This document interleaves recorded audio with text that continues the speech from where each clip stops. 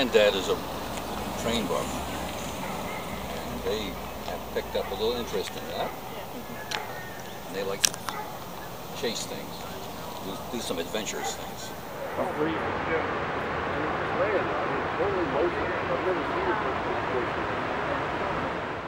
only been to Letchworth once before, and I never got to see a train crossing this bridge. I did take pictures of the bridge then, but when I found that these excursions were going to be running rather than riding on one, since I've ridden behind this locomotive before, I decided this would be the only opportunity I'd ever have to photograph a steam locomotive crossing this bridge before the bridge comes down. We came out to see the steam engine today. It's been 30 years since it came through here, and I like trains, so I come out and watch trains anyways whenever I can, but this is a special deal to see the steam engine running. We just came out to see that. We're going to follow it down to Corning, hopefully follow it back up here later today.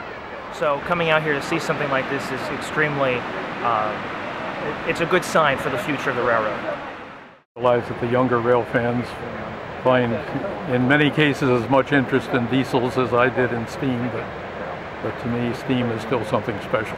There's more animation, it just seems more alive. You know, a diesel, you can hear the growl of the engines, but you don't, other than the locomotive moving down the track, you don't see anything going on.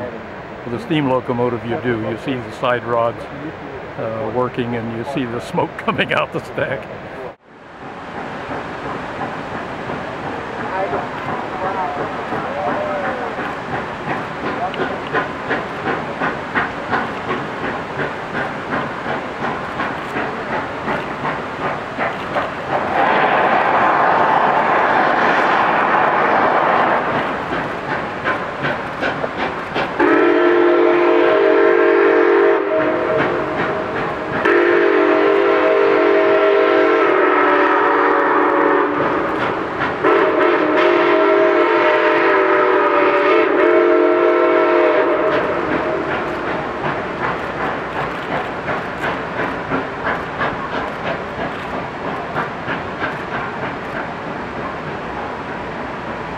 I was very impressed to see it because it was obviously really neat to see something of such historical value, and the fact that we saw it and the last time it was over that bridge was 30 years ago, that was definitely pretty special. I was also very surprised to see how many cars it was carrying. I didn't expect that it would be that long of a train, but overall it was a really enjoyable experience.